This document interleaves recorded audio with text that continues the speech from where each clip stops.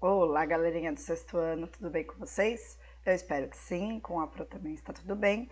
E hoje nós vamos dar continuidade aí no capítulo 11, Arte antes dos europeus. Bom, ele vai falar um pouquinho sobre a arte indígena e a arte pré-colombiana. E a gente vai entender um pouquinho quem são essas populações, como elas viveram, onde elas viveram, quais eram as principais tarefas e atividades delas e assim por diante, tá? E aí ele fala um pouquinho aí. Ele fala, será que havia arte antes dos europeus chegarem até a América? O que vocês acham? Vocês acham que os índios que viviam aqui, eles já confeccionavam alguma coisa relacionada à arte? Então ele fala, sabemos que no continente existiam habitantes e sim, esses habitantes produziam arte. Entretanto, a maneira como eles viam aquilo que produziam era certamente muito diferente daquela que definimos como o que é a arte hoje, pois os objetos confeccionados por eles eram a essência de suas práticas rituais e também de suas atividades do cotidiano. Então, muitas vezes eles confeccionavam determinados objetos e para eles não era arte, era simplesmente um objeto de dia a dia, tá? E aí ele fala um pouquinho. A época em que os seres humanos passaram a habitar o continente americano ainda gera controvérsia entre os arqueólogos, podendo ser aí de 11 mil a 50 mil anos atrás, e muito tempo antes dos portugueses e espanhóis chegarem aqui.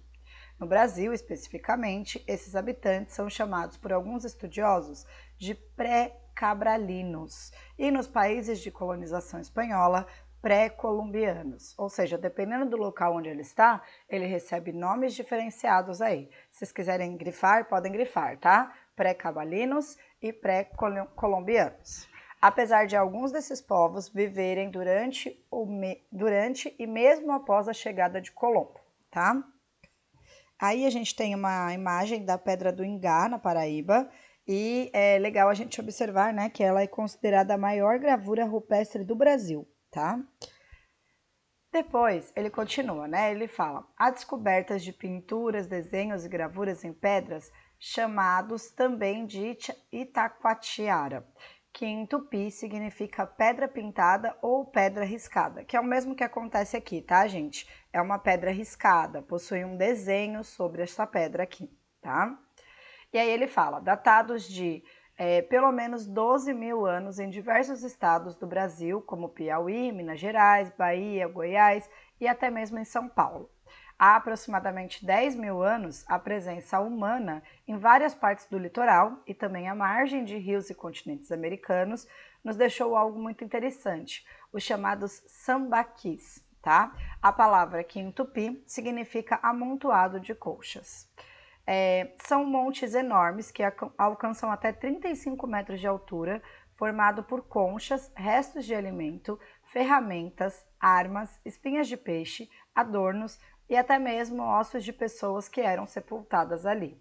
Ou seja, esses sambaquis aí são esculturas enormes, tá? E aí a proposta é que ele tem uma série de elementos ali para a formação desses sambaquis, tá? Aí a gente tem então um zoolito em forma de peixe e é da cultura sambaqui.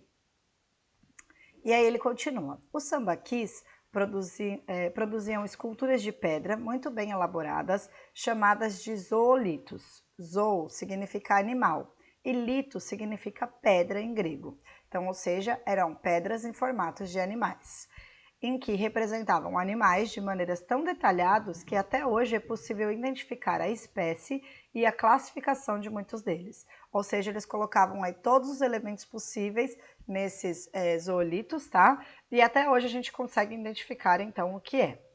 A região amazônica ela foi intensamente povoada antes da chegada dos europeus, tá? E existem indícios aí de uma população de mais de 5 milhões de pessoas presentes há 14 mil anos. Há cerca de 1000 anos, essas pessoas passaram a se organizar em sociedades com chefes, né, chamados de caciques, e uma das principais artes que desenvolveram foi a cerâmica, usando tanto pelos rituais religiosos quanto para a produção de utilitários, como pratos, panelas, talheres, colheres, entre outras coisas aí, tá? Então, quando a gente pensa nessa população que viveu aqui antes da chegada dos europeus, ela já trazia consigo a ideia de confecção de utilitários, ela já trazia consigo a ideia de confecção de elementos para decoração, entre outras coisas aí, tá? E aqui a gente tem uma imagem de um vaso tapajônico, tá? E aí ele continua, mais especificamente na região do Rio Tapajós, na cidade de Santarém, estado do Pará, houve uma tradição de cerâmica voltada principalmente para fins cerimoniais, ou seja, eles confeccionavam aquelas cerâmicas com a proposta de utilizar em cerimônias. O que a gente considera como cerimônias hoje em dia, né? Por exemplo, uma festa de aniversário é uma cerimônia. Qual é a nossa regra numa festa de aniversário? Tem que ter uma decoração. E aí, para a época deles, né? Então a gente tem aí a ideia da cerâmica usada em fins cerimoniais, tá? Essa cultura ela é chamada de tapajônica e as suas peças, né, elas têm alto grau de complexidade, em especial os vasos decorados com figuras femininas e com temas zoomorfos. Os temas zoomorfos são temas de animais. E essas com figuras femininas aí são ideias de antropomorfos. E a gente vai ver isso depois mais pra frente, tá? Então aqui a gente tem uma escultura em cerâmica encontrada em Santarém, no Pará. E aí é legal a gente observar a quantidade de detalhes que essa escultura tem até hoje. Ou seja, ela está intacta aí, tá? E aí ele fala, outra importante cultura indígena que produziu peças de cerâmicas muito relevantes para a história da arte do Brasil, antes da chegada dos europeus, foi a cultura marajoara, né? Tanto que a gente tem até um vaso aqui, uma urna funerária marajoara, tá? Foi iniciada então por volta dos anos 300 e que recebe este nome por ser localizado próximo na ilha de Marajó, no Pará, tá? Utilizada em rituais e retratando crenças e mitos do povo, essa cerâmica era produzida exclusivamente pelas mulheres marajoaras. Então, os homens não podiam fazer esse tipo de cerâmica, tá? Por motivos desconhecidos, a cerâmica marajoara, ela parou de ser produzida por volta de 1400, antes mesmo da chegada dos portugueses, tá? Então, quando os portugueses chegaram aqui, as moças de Marajoara já não produziam mais os artefatos aí, as cerâmicas marajoaras, tá? Apesar de ter havido diversas civilizações pré-colombianas, como Chavin, Mixteca, Moche, Teotihuacan, Nazca, Olmeca, Tolmeca e Zoopoteca, as três principais, e aqui provavelmente vocês já devem ter escutado falar, são a Maia, a Azteca e a Inca. Bom, aí ele vai começar a falar um pouquinho sobre cada uma dessas civilizações. Ela teve características diferentes em cada uma delas. Teve uma que voltou mais para os artigos de decoração, outras mais para a ideia da arquitetura e assim por diante, tá? Então ele começa aí falando um pouquinho da civilização maia, né? Ele fala, a civilização maia é a mais antiga, ela surgiu na península de Yucatán, na América Central, por volta de 2600 a.C., quando os invasores espanhóis chegaram em 1492, a civilização maia estava quase no fim, tá? Então, ou seja, logo depois ela chegou ao final aí. E a cultura maia, ela tem como destaque a organização das cidades e a arquitetura das construções. Então, se vocês quiserem grifar aí, podem grifar, tá? Maia, principal destaque para a organização das cidades e a arquitetura nas construções. E é bom vocês grifarem, porque depois nós teremos questões sobre isso, tá, gente? Seus templos eram construídos sobre pirâmides de pedra maciça e eles foram responsáveis pela criação do que eles chamam de falsas abóbadas, que utilizavam aí para cobrir abrigos e ruas. Bom, agora ele vai falar um pouquinho sobre os astecas, tá? Os astecas, né? Já o Império Azteca, ele teve contato com os espanhóis em pleno desenvolvimento, já que era mais recente, pois se iniciou em 1376. Ou seja, essa é uma civilização que mesmo depois que os espanhóis chegaram aqui, eles continuaram se desenvolvendo, eles continuaram realizando as suas atividades aí, tá? Então, em 1521, no entanto, Tenochtitlan, a capital do império, foi conquistada e destruída pelos espanhóis, que extinguiram a civilização asteca, tá? E aí, depois de um tempo que eles estavam em contato aí, os próprios espanhóis acabaram com a civilização asteca como um todo, tá? No lugar de Tenochtitlan, os espanhóis edificaram a cidade do México e os astecas, né, eles eram muito militarizados. Os seus deuses eram voltados para as guerras, portanto a arte refere-se principalmente a elas. Então, se vocês quiserem grifar aí, ó, astecas militarizados, ou seja, eles eram voltados aí para as guerras como um todo, tá? Podem grifar aí também. E aí aqui a gente tem uma pirâmide maia, tá?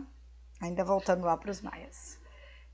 Aqui a gente tem uma máscara asteca, tá? Então a proposta dos militarizados aí, a gente tem nessa máscara asteca aí, que é a ideia de uma guerra, de luta, de briga e tudo mais, tá? Muitas de suas esculturas têm características que podem nos parecer um pouco sombrias. São as máscaras esculpidas em material maciço, representando crânios humanos decorados e cabeça de pedra com órbitas vazias, tá? Então, ou seja, aqui a gente tem uma dessas máscaras aí esculpidas e é legal a gente pensar que parece um crânio humano, tá? E aí ele fala, a civilização Inca, né? É a outra civilização, uma das 3 mais importantes aí. E aí ele fala, a civilização Inca, a terceira maior do continente, desenvolveu-se na América do Sul, na região dos Andes, onde ficam atualmente o Equador, o Peru, a Bolívia, o Chile, a Colômbia e a Argentina. Sua principal atividade eram as agriculturas e por isso eles inventaram o sistema quipu, que era um sistema para fazer contas utilizando cordas de cores e tamanhos diversos. Então, ou seja, essas civilizações elas eram muito inteligentes, elas trouxeram muito para o conhecimento que a gente tem hoje, tá? Diferentemente dos maias, a arquitetura inca é mais simples, mas o povo também se destaca pela forma como planejava suas cidades. Então pode colocar aí, incas planejava suas cidades, com desenhos de plantas em formas bem definidas e utilização de pedras que se encaixam para as construções. Então como que a gente tem hoje, né? A gente não põe lá um tijolo, cimento, outro tijolo. A proposta deles é que essas pedras já se encaixam dentro das construções, tá? Eles produziam peças de cerâmicas com formas geométricas e cores variadas, com temas zoomórficos e antropomórficos. Lembrando que zoomórficos tem a ver com animais e antropomórficos tem a ver com pessoas, tá? Como tinham abundância em ouro e prata, eles chamaram muita atenção dos espanhóis, que mais tarde acabaram então saqueando eles. Eles trabalhavam com formas decorativas e eles utilizavam esses metais para a decoração de portas, janelas, utilitários e objetos de cerimônias. Então, ou seja, logo aquele monte de ouro, aquele monte de prata chamou a atenção aí dos espanhóis, tá? E aí a gente tem as questões então dessa semana, chegamos ao fim de mais um capítulo, tá? Nós temos então as questões da página 199, questão 1, da página 200, questão 3, 4 e 5, para conferir página 201, exercício 4 e 5, e nós temos um exercício prático que deve ser feito no caderno, tá? Então ele fala o seguinte aí, exercício prático da página 199, exercício 3. Se vocês fossem construir um vaso com formas ou antropomórficas ou zoomórficas, como ele seria? Então é um vaso ou com formato de pessoa ou com formato de animal. Então vocês vão desenhar aí no próprio caderno, tá? A proposta é essa, que seja um vaso, vocês podem escolher, tá? Ou com forma humana ou com forma de animal. Eu quero desenhar os dois. Divide a folha ao meio e desenha um de cada, não tem problema, tá ok? Gente, por hoje é só. Um beijo no coração e até a nossa próxima videoaula. Beijo, beijo!